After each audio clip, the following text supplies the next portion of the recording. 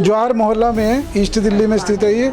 और यहाँ पर एक सनसनीखेज वारदात में दीपक नाम के शख्स की, नवयुवक की हत्या हो जाती है। जानकारी हमारे तो कुछ नहीं है। पुलिस वाले ने यही मतलब बयान लिख रखा है जो बीड़ी के लिए हुआ है। तो सर बीड़ी के लिए किसी बंदे को हत्या कर सकता है? क्राइम इसमें बढ़ते ही चले जा रहे हैं और छोटी छोटी बात पे दोस्तों का आपस में, जान पहचान वालों का आपस में किस बात पे झगड़ा हो जाए कुछ कहा ही नहीं जा सकता। किनार में पिया खाया था 1000 रुपए के। तो हमारे लड़का कह रहा था दीपक जब मुझे रवि से मुझे 1000 रुपया दे दे।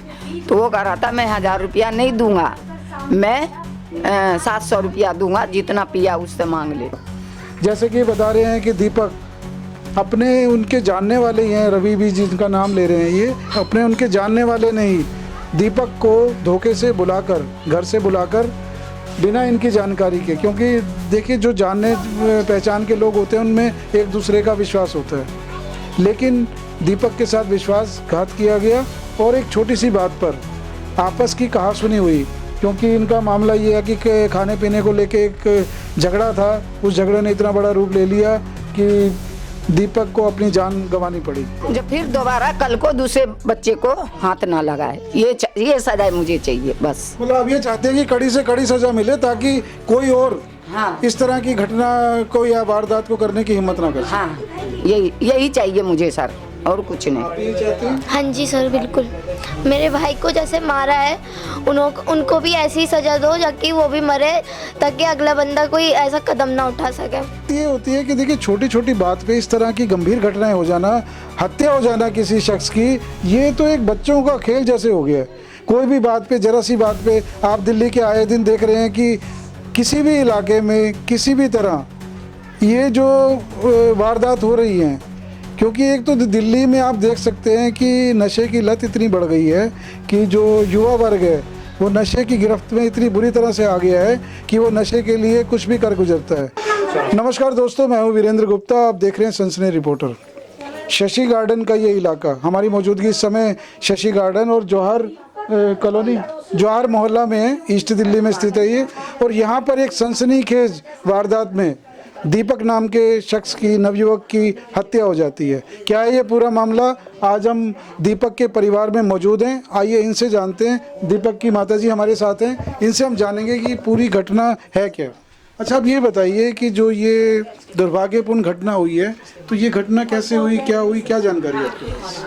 जानकारी हमारे तो कुछ नहीं है। पुलिस वाले ने यही मतलब बयान लिख रखा है जो बीड़ी के लिए हुआ है। तो सर बीड़ी के लिए किसी बंदे को हत्या कर सकता है? आपको क्या लगता है कि किस वजह से ये वारदात हुई है? मेरे को लगा है जो कुछ दिन पहले मतलब ये पिया खाया था जमुना किनार में। अच्छा। जमुना किनार में पिया खाया था 1000 रुपए के। तो हमारे लड़का कह रहा था दीपक जब मुझे रवि से मुझे 1000 रुपया दे दे। तो वो कह रहा था मैं 1000 रुपया नहीं दूंगा, मैं 700 रुपया दूंगा, जितना पिया उससे मांग ले। वो हो गया, उसमें कुछ थोड़ा बहुत लड़ाई झगड़ा हुआ था, वो हो गया। एक दिन किसी लड़के को वो मार रहा था, रवि मार रहा था। तो ये बीच बिचाव करने गया, ये बीच बिचाव करने गया, बीच बिचाव करा के उसको घर भेज दिया। और उसको घर भेज दिया, आइए मैं उसको गई लेने। तो उसको बीच बिचाव करके दोनों को घर भेज दिया। घर भेजने के बाद तो इसके कहने का मतलब है कि जब लड़ाई होता है तो बीच में आकर बीच बिचाव क्यों करता है, ये बीच बिचाव ना करे। मतलब रवि को इस बात से खुन्नस थी कि दीपक बीच बचाव करता क्यों है। हाँ। इसी बात के, इसी गुस्से का उसने बदला वो लिया। एक दिन प्लान बनाया, ये तीन चार दिन बाद मारने से पहले एक दिन क्या प्लान बनाया जे रवि जे मारने में हम सब रहेंगे, पर कि इसमें नाम मेरा नहीं आना चाहिए, मेरा नाम नहीं आना चाहिए। ये आपको कैसे पता लगा कि इस तरह का कोई प्लान बना रही है? ये प्लान बनाया है, मुझे पता सर। जब तक कहीं कुछ होता नहीं है तब तक ये बात फैलते नहीं है। हाँ। आपको क्या दीपक ने बताया कि इस तरह का कुछ बात चल रही है? दीपक को तो पता ही नहीं है सर, तो ये बात तो मुझे नहीं। वही मैं जानना चाहता हूँ कि आपको इस प्लान के बारे में कैसे पता लगा? मुझे पता लगा वो पड़ोसी के घर के नीचे, जीने के नीचे वो प्लान बना रहा था, बोल रहा था। सर वो जिस घर के नीचे बात कर रहे थे उन आंटी ने बताया कि मतलब ये लोग ऐसी ऐसी बात कर रहे हैं कि मतलब मैं साथ रहूँगा मगर मेरा नाम नहीं आना चाहिए, मारने में हम लोग सब साथ ही रहेंगे मगर मेरा नाम नहीं आना चाहिए। ये बात रवि ने बोली है। अब ये बताइए, जो इतनी बड़ी ये घटना हुई इसमें कितने लोग शामिल थे? बहुत जन, सर 10 जने थे लेकिन नाम 4 का ही आया है। बाहर वाले 10 का बता रहे लेकिन जो 4 है मेन 4 का ही आया है। अच्छा, पुलिस ने कितने लोगों को गिरफ्तार किए? 3 को। 3 को गिरफ्तार किया है। आपका ये कहना है कि इसमें कई लोग शामिल थे लेकिन पुलिस ने 3 लोगों को गिरफ्तार किया, तो अभी वो गिरफ्तारी में ही है तीनों? नहीं, एक गिरफ्तार करके उसको आज उसको जेल भेजा गया है, मनोज को, और 2 को छोड़ दिया, एक फरार है। तो 4 लोग हुए टोटल, उसमें से एक फरार है, 2 लोगों को छोड़ दिया। मतलब एक फरार हो गया, वो पुलिस उसे गिरफ्तार नहीं कर पाई थी, ऐसा कुछ नहीं? फरार ना, हाँ, उसको वो गिरफ्तार नहीं हुआ। पुलिस उसकी तलाश कर रही है लेकिन वो फरार है। हाँ, अब ये नहीं पता पुलिस वो उसको तलाश कर रही है नहीं। जब तलाश हो रखे बंदे को छोड़ दिया तो उसको क्या तलाश तो कर? मुख्य आपको लगता है जो साजिश करता है वो एक रवि नाम का व्यक्ति है आपके हिसाब से? कि उसी की सारी प्लानिंग थी और उसी की प्लानिंग को अपने अपने लोगों को लेकर उसने दीपक को घेरा है। अच्छा, दीपक को क्या घर से बुला के ले गई या कहीं रास्ते में पकड़ लिया? नहीं नहीं, वो था उसी के साथ। अच्छा। उसी के साथ था ना, तो वो दोनों आया घर पे। अच्छा। घर पे वो कोने पे आया, वो कोने पे आया तो वो सब बातचीत कर रहा था ना, तो चिल्ला चिल्ला कर बोल रहा था, तो मैं मेरे कान में आवाज गया तो मैं गई तो उसको कोली भर ली ऐसे करके। बेटा एक टी-शर्ट और एक शर्ट पहन रखा है हमारे लड़का, वो टी-शर्ट शर्ट पहन रखा है। मैं कोली भरी, बेटा रात हो गया, चलो घर, अब रात को ठंड हो रहा है, खाना पीना खाकर सो जाना। रवि ने मेरे को बोला, आंटी दीपक मेरे को घर छोड़ने जा रहा है, घर छोड़ने जा रहा है, आपको मेरे ऊपर विश्वास नहीं है? तो ये डीजे और मोबाइल दीपक का हाथ में था।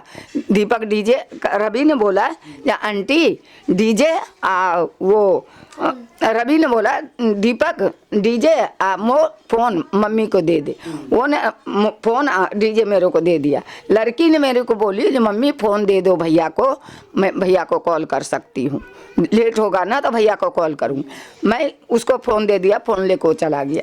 मतलब जब ये घटना हुई तो दीपक के पास मोबाइल भी नहीं था? हाँ था, मोबाइल उसका जेब में था। मोबाइल आपने बताया ना कि आपने ले लिया तो दे दिया ना, फिर दे दिया ना मोबाइल। कहना चाह रहे हैं?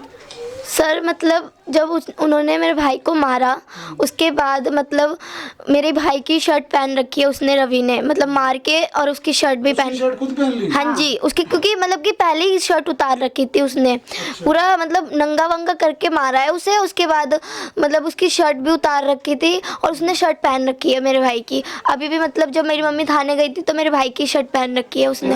रवि पहन रखा है। रवि ने पहना हुआ। हाँ। अच्छा, जो ये हमलावर हैं ये कहाँ, पुलिस वाले, मतलब ये रहते कहाँ हैं? आपके पड़ोस में रहते हैं, कहीं दूर रहते हैं, कहाँ रहते हैं ये? रवि कहाँ रहता, इधर रहता है रवि। और एक पड़ोसी हैं आपके? नहीं, पड़ोसी नहीं है, बाहर रहते हैं। अच्छा, बाहर रहते हैं। और ये जो है ये पड़ोसी है। ये बताइए कि जो रवि या उसके साथी लोग हैं, तो इसके दीपक के साथ इनकी जान पहचान कब से? जान पहचान कब से है? वो तो बच्चे से यही है, पैदा भी यही हुआ। पहले कोई इस तरह की कोई घटना हुई हो, कोई धमकी दी हो उन्होंने इस तरह की कि हम ऐसा कर देंगे, या कभी कुछ ऐसा किया हो, नुकसान पहुंचाया हो? ये सब कुछ नहीं मेरे को पता है सर। कभी कभी ऐसा कोई आपके उसमें नहीं? ये सब कुछ नहीं पता है। ये सब कुछ नहीं प्लान नहीं मेरा पता है, जो धमकी दिया क्या दिया नहीं दिया मुझे नहीं पता। अच्छा, दीपक के परिवार में आप कितने सदस्य हैं? दीपक का परिवार में ये है। अच्छा, बहन है? हाँ, मैं हूँ, भाई है, भाभी है। मतलब 2 भाई अब हैं। मतलब दीपक के समेत 3 भाई आपने बोला ना? हाँ। अब आपके परिवार में दीपक सहित 3 भाई थे और एक ये इनकी बहन। तो दर्शकों, जैसा कि आप देख रहे हैं कि दिल्ली में कानून व्यवस्था की हालत बहुत ही ख़राब है। क्राइम इसमें बढ़ते ही चले जा रहे हैं और छोटी छोटी बात पे दोस्तों का आपस में, जान पहचान वालों का आपस में किस बात पे झगड़ा हो जाए कुछ कहा ही नहीं जा सकता। जैसे कि बता रहे हैं कि दीपक अपने उनके जानने वाले ही हैं, रवि भी जिनका नाम ले रहे हैं, ये अपने उनके जानने वाले नहीं, दीपक को धोखे से बुलाकर, घर से बुलाकर, बिना इनकी जानकारी के, क्योंकि देखिए जो जानने पहचान के लोग होते हैं उनमें एक दूसरे का विश्वास होता है, लेकिन दीपक के साथ विश्वासघात किया गया और एक छोटी सी बात पर आपस की कहासुनी हुई, क्योंकि इनका मामला ये है कि खाने पीने को लेके एक झगड़ा था, उस झगड़े ने इतना बड़ा रूप ले लिया कि दीपक को अपनी जान गंवानी पड़ी। अब इस मामले में देखिए पुलिस क्या कार्रवाई करती है, क्योंकि इनका ये भी आरोप है कि पुलिस को जितनी तत्परता दिखानी चाहिए थी उतनी वो दिखा नहीं रही है और मामले को हल्का करने की कोशिश की जा रही है। ऐसे ही? हाँ, हल्का करने, हल्का हो गया, हल्का सर हो गया।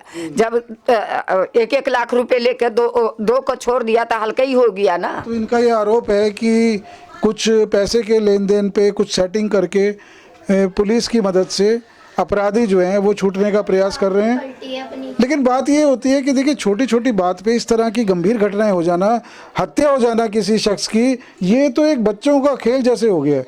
कोई भी बात पे, जरा सी बात पे, आप दिल्ली के आए दिन देख रहे हैं कि किसी भी इलाके में किसी भी तरह ये जो वारदात हो रही हैं, क्योंकि एक तो दिल्ली में आप देख सकते हैं कि नशे की लत इतनी बढ़ गई है कि जो युवा वर्ग है वो नशे की गिरफ्त में इतनी बुरी तरह से आ गया है कि वो नशे के लिए कुछ भी कर गुजरता है।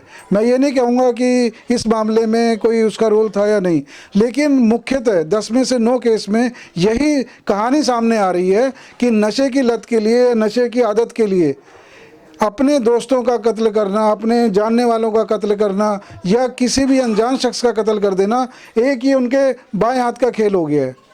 तो दिल्ली की घटनाएं इस तरह से बढ़ रही हैं और जो दीपक की हत्या की गई है ये एक गंभीर सवाल खड़ा करती है कि दिल्ली में जो कानून और व्यवस्था है वो कितने नीचे के स्तर तक जा चुकी है। दिल्ली की राजधानी एक क्राइम कैपिटल के रूप में जाने लगी है और जो इस तरह की घटनाएं वो आए दिन हो रही हैं। तो आपका इस तरह की घटनाओं पर क्या राय है, आप हमें कमेंट्स के माध्यम से बता सकते हैं।